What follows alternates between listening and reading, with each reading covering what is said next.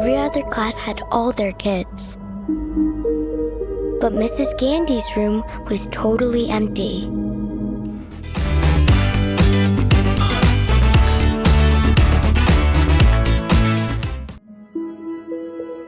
兇器 Weapons 係2025年 R 級嘅美國懸疑恐怖片，由新一代恐怖鬼才導演扎克·克瑞格自編自導。影片講述寧靜小鎮發生嘅詭異事件，喺一個星期三嘅凌晨，同一個班級嘅17名3年級學生突然係從屋企跑出之後神秘失蹤，僅有1名學生幸免。影片透過非線性敘事與多重視角逐步拼湊真相，並由實力派演員佐斯布連 Josh Brolin 飾演失蹤學生嘅父親阿切，茱莉亞加納 Julia Garner 飾演被指控嘅教師賈斯丁，同埃米馬迪根 Amy Madigan 飾演嘅女巫葛蒂斯。透過一場孩童集體失蹤案，揭示咗美國郊區平靜表面下嘅暗流湧動，共同演繹一場超自然危機下嘅社會眾生相。And they never came back. 扎克·克瑞格 Zach Cregger 喺2022年以低預算恐怖片《宿業》驚豔影壇之後，兇器被視為佢更成熟、更大膽嘅進化之作。There's a lock on the door. By the way, I'm Keith. Tess. You take the bedroom, and I'll sleep out here on the couch.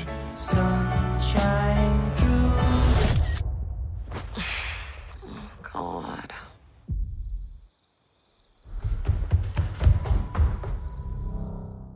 克瑞格嘅風格特色在於讓觀眾喺現實同幻想之間游移，佢唔滿足於單純製造驚嚇，而係喺敘事中放置迷霧與留白，引導觀眾反思人性深層嘅恐懼。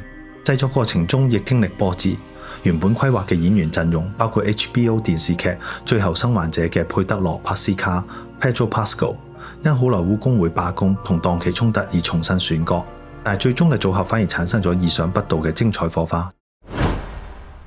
電影以集體失蹤案揭開序幕，凌晨2時17分，孩子們冇預警離家消失，唯獨學生阿歷克斯未跟隨。劇情後半揭示真相，阿歷克斯嘅阿姨葛蒂斯係一位能透過私人物品操控靈魂嘅女巫，為維持生命，佢脅迫阿歷克斯偷取同學名牌，將17人化為其兇器。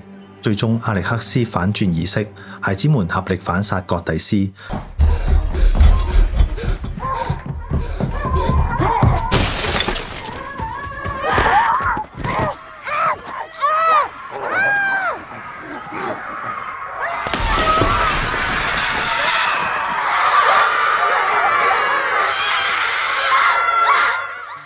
然而，結尾嘅平靜表象下隱藏住不安，真正嘅兇器從未消失，佢潛伏於人性嘅陰暗面同埋社區嘅裂縫之中。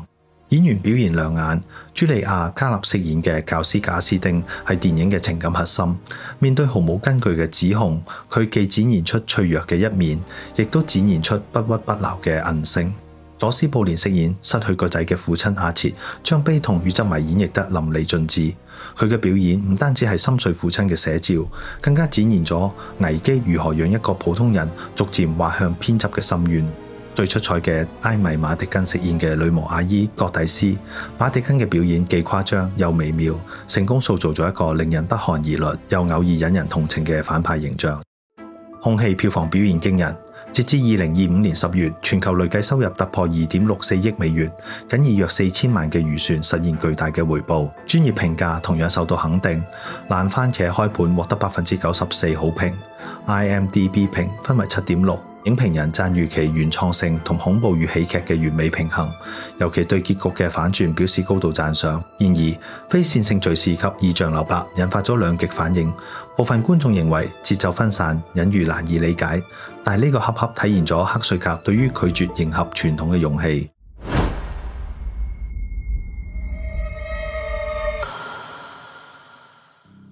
兇器表面上係關於超自然恐怖嘅故事，但係核心卻係對當代社會議題嘅尖銳評論。電影中嘅小鎮代表咗典型嘅美國郊區，表面理想宜居，實際上隱藏住成癮、貧窮同警察暴力等社會議題。電影最深刻之處在於對兇器概念嘅雙重詮釋，除咗係超自然嘅巫術操控，更加係人性中嘅弱勢與黑暗面，小鎮居民間嘅猜忌、指責與集體歇斯底里。同樣將彼此變成咗傷害他人嘅武器。導演黑瑞格嘅傑出之處，在於將恐怖同黑色幽默不着痕跡咁樣交織。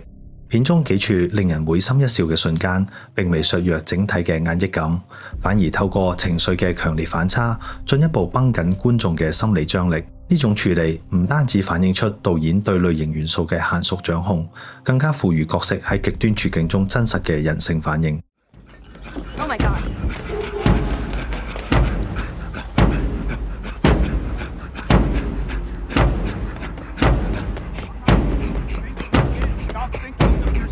You and I are gonna have a...